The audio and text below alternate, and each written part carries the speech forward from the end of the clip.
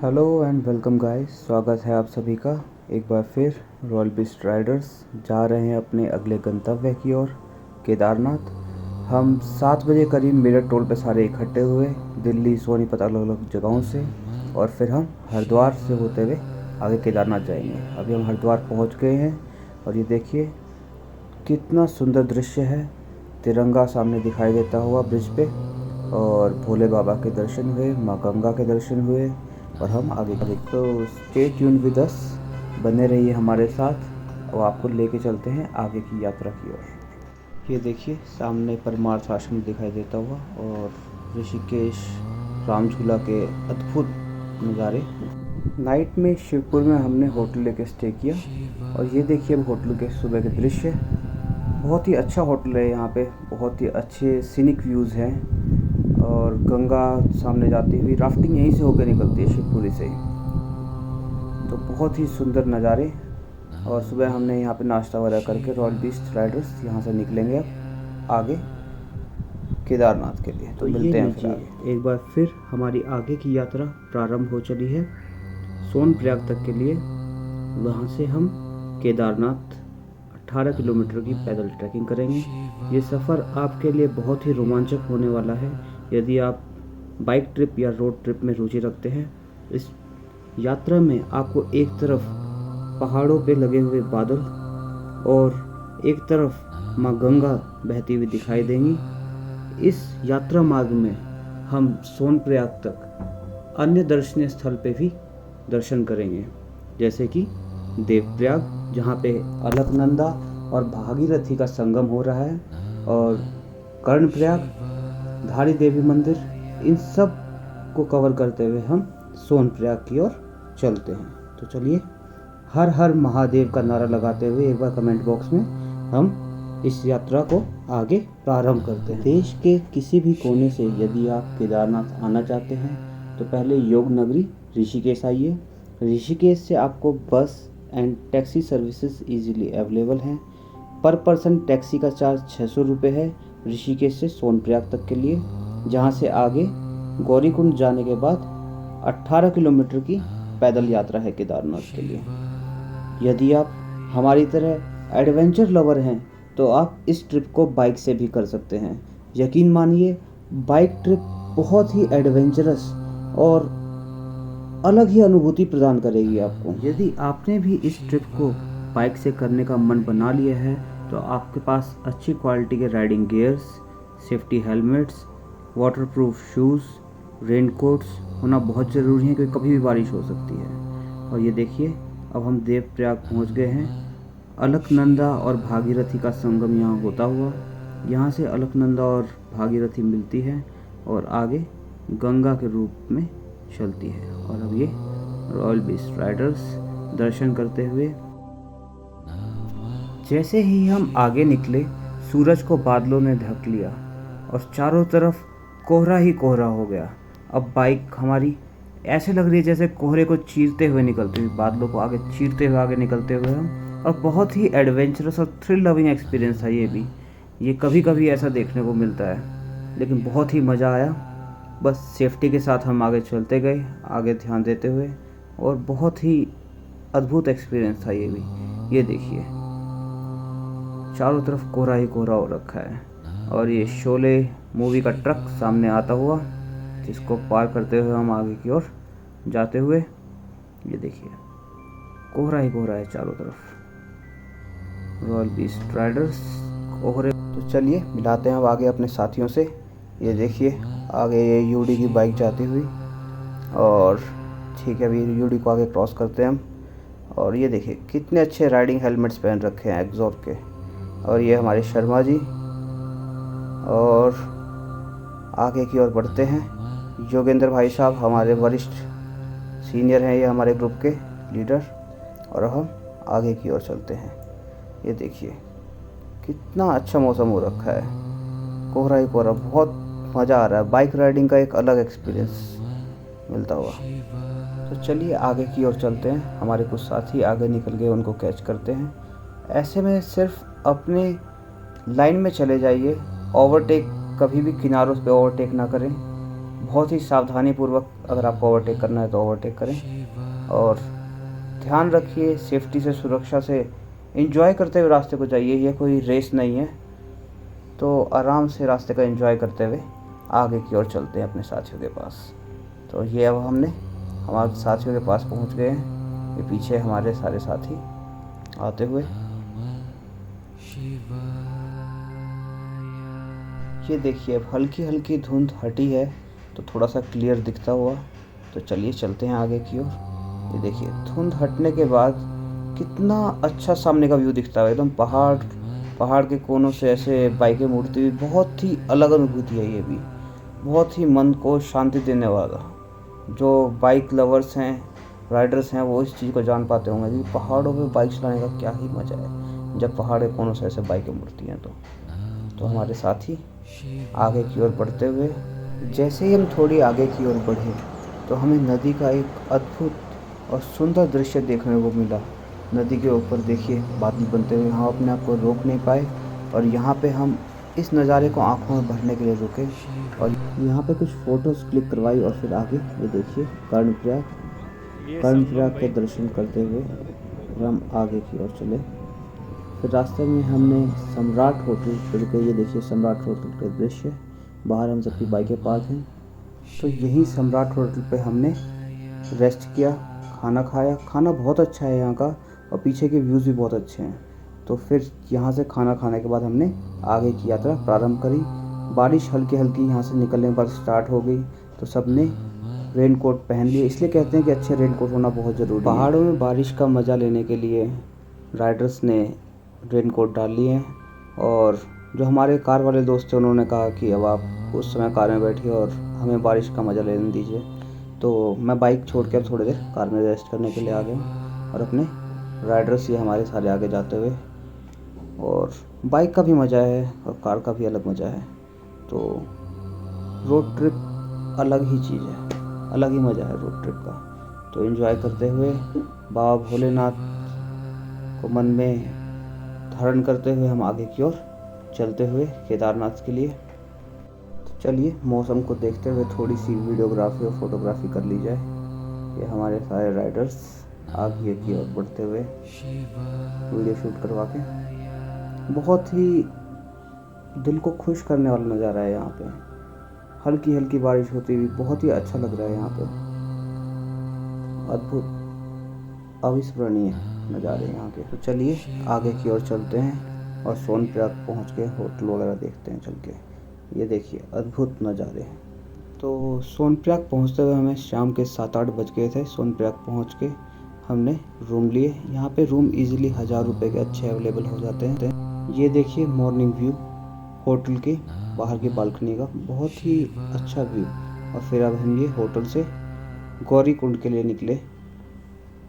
सोनप्रयाग की पार्किंग में अब हम बाइक अपनी पार्क करेंगे और यहाँ से 50 रुपये तक की कैब मिलती है जो कि आपको गौरी कुंड छोड़ देगी।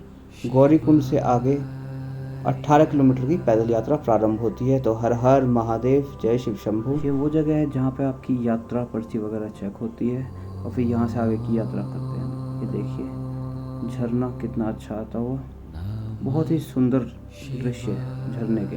केदार घाटी में जगह जगह अलग अलग जगहों से बहुत झरने फूट रहे हैं और बहुत ही गहरी घाटी है। और इस घाटी में से मंदाकिनी रिवर होके बहती हुई, ये देखिए मंदाकिनी बहती हुई। और ये गौरी कुंड जो आप, यहाँ से हमने अपनी पैदल यात्रा प्रारंभ करी आगे केदारनाथ की। केदारनाथ की यात्रा प्रारंभ करते हुए हमारे में एक अलग ही जोश और उत्साह था और बाबा भोले की शक्ति की वजह से हम इस यात्रा को सकुशल पूरा कर पाए। और भीमबली जो कि जगह भी आप देख पाए बोर्ड पे, भीमबली से एकदम ही खड़ी चढ़ाई शुरू होती है। इस चढ़ाई पे आप 100-200 मीटर ही चल पाएंगे, उसके बाद आपको रुकना पड़ेगा। और कई लोगों को सांस की प्रॉब्लम भी हो जाती है, तो अपने साथ कपूर लेके चलें, क्योंकि हाई एल्टीट्यूड की वजह से किसी को सिकनेस हो जाए तो अपने साथ मेडिसिन्स कपूर वगैरह लेके चलिए। लेकिन बाबा भोलेनाथ की कृपा से हम में से किसी को ऐसी कोई दिक्कत नहीं हुई और सारे एकदम नाचते गाते बाबा भोले के दरबार पे पहुँचे। हमने यात्रा 9 बजे प्रारंभ करी थी सोनप्रयाग से और हम शाम के 6:30-7 बजे करीब हम मंदिर प्रांगण में पहुंच गए थे। तो चलिए, हर हर महादेव, जय शिव शंभू। मिलते हैं आगे की। केदारनाथ यात्रा मार्ग में जगह जगह सुविधाएं अच्छी प्रदान की गई है। यहाँ पे आपको जगह जगह जलपान की व्यवस्था, खाने पीने की व्यवस्था मिल जाएगी और नेटवर्क फैसिलिटी भी अच्छी है, नेटवर्क सही रहते हैं। यदि आप पैदल चलने में अक्षम हैं तो आप इस यात्रा मार्ग को खच्चर व पालकी के द्वारा भी कर सकते हैं। खच्चर और पालकी का खर्चा 1200 से 1700 रुपये रहता है, डिपेंड कि आपने खच्चर कहाँ से लिया है। तो यदि आप असक्षम हैं चलने में, असमर्थ हैं, तो आप खच्चर या पालकी से भी यह यात्रा कर सकते हैं। लेकिन पैदल चलने का एक अलग ही आनंद है, जिस आनंद की अनुभूति इस समय हमें होती हुई मौज मस्ती से बाबा भोले के गानों के साथ हम आगे की ओर ये रॉयल बीस्ट राइडर की पूरी टीम केदारनाथ मार्ग पे आगे बढ़ती हुई। और ये देखिए अद्भुत दृश्य, बहुत ही खड़ी चढ़ाई है, थका देने वाली चढ़ाई, लेकिन बाबा भोले को ध्यान में रखते हुए हम आगे की ओर बढ़ते हुए ये देखिए जगह जगह झरने फूट रहे हैं यहाँ पे और बहुत ही सुंदर और मन मोह लेने वाला दृश्य है। ये हमारे साथी पंकज आगे की ओर बढ़ते हुए आ रहे हैं। इनके रेन कवर जूतों के फट गए हैं, हल्की हल्की बारिश हो रही थी तो उन्होंने रेन कवर डाल लिए थे। तो अब देखिए आगे का दृश्य, कितना सुंदर बर्फ़ जमी हुई है पहाड़ों पे और हम आगे की ओर बढ़ते हुए, अद्भुत नज़ारा। और ये अभी हम आपको दिखाते हैं, सामने से झरना निकलता हुआ, बहुत ही सुंदर झरना। तो केदारनाथ यात्रा मार्ग में आपको ऐसे सुंदर दृश्य थोड़ी थोड़ी दूरी में मिलते रहेंगे। और ये देखिए जंगलों के बीच से आते हुए 4 दिन से भूखे हैं बेचारे, कुछ नहीं खाया इन्होंने, हिम्मत नहीं आ रही है। कुछ प्राणी पीछे हैं, अभी बहुत ही थक हार चुके हैं, हिम्मत टूट चुकी है, रेस्ट ले रहे हैं काफ़ी दिनों से जंगलों के बीच में। ये देखिए एक नए किस्म के प्राणी बाहर आते हुए, एक दूसरे किस्म के प्राणी हैं पीछे, काफ़ी दिनों से ट्रैकिंग करते हुए, फिल्टर चौक होते हुए इन सब के। ये देखिए, ये देखिए आते हुए यहाँ पर काफ़ी थके हारे, लेकिन जोश पूरे जोश के साथ आते हुए यहाँ पर। ये देखिए केदारनाथ यात्रा मार्ग में आपको जगह जगह सुंदर ग्लेशियर, झरने, घाटी से उठते हुए बादल, हर तरह के दृश्य देखने को मिलेंगे। तो बहुत ही अद्भुत। और अब हम लगभग पहुंचने वाले हैं मंदिर के पास, अब थोड़ी ही दूरी रह गई है। और ये देखिए मार्ग, सब एकदम थक चुके हैं, लेकिन भगवान भोलेनाथ के भजनों के साथ आगे बढ़ते हुए, मन में श्रद्धा भाव को धरते हुए। और ये देखिए मन मोह लेने वाले दृश्य, बस इन्हीं के सहारे सारे आगे बढ़े जा रहे हैं और बाबा भोले को याद करते हैं। तो चलिए मिलते हैं आगे मंदिर पे। वो बैठे हैं हमारे बाबा भोलेनाथ, सामने बाबा भोलेनाथ के दर्शन कीजिए। मंदिर के पास हम पहुंच गए हैं। मंदिर के पास पहुंचते ही हमारे में एक अलग ही उत्साह और ऊर्जा का समावेश हुआ, जो कि हम बहुत ज़्यादा थक चुके थे, हमारे में दोबारा से एक अलग ऊर्जा का संचार हुआ। तो अब हम सामने मंदिर दर्शन करते हैं। तो चलिए चलते हैं आगे मंदिर की ओर। यदि आपको रात को केदारनाथ मंदिर के पास स्टे करना है तो यहाँ पे गढ़वाल वालों के कैंप एंड होटल अवेलेबल हैं, वहाँ पे आप स्टे कर सकते हैं। प्रति व्यक्ति खर्चा जिसका 400 रुपये के करीब है, तो आप वहाँ स्टे कर सकते हैं। हम भी यहीं रात में रुके थे, मंदिर प्रांगण से थोड़ी ही दूरी पे हमने होटल लिया था और वहाँ रुक के हमने रात में मंदिर आरती के दर्शन करें और प्रातःकालीन आरती के बाद फिर हम अपने घर की ओर निकले। तो चलिए चलते हैं अभी आपको आरती के दर्शन कराते। रात की आरती दर्शन के बाद हम कुछ देर मंदिर प्रांगण में घूमे और जैसे ही ठंड बढ़ी तो हम अपने कमरों में जाकर सो गए और फिर सुबह के आपको दर्शन कराते हैं। ये देखिए केदारनाथ घाटी के सुबह के बाबा भोलेनाथ के दर्शन प्राप्त हुए हमें। मंदिर के पीछे की पहाड़ी देखिए, उस पर सूरज की चमक ऐसे पड़ती है जैसे कोई ताज दिखता हुआ। एकदम चमक रही है पीछे की पहाड़ी सूरज की किरणों से थोड़ी थोड़ी।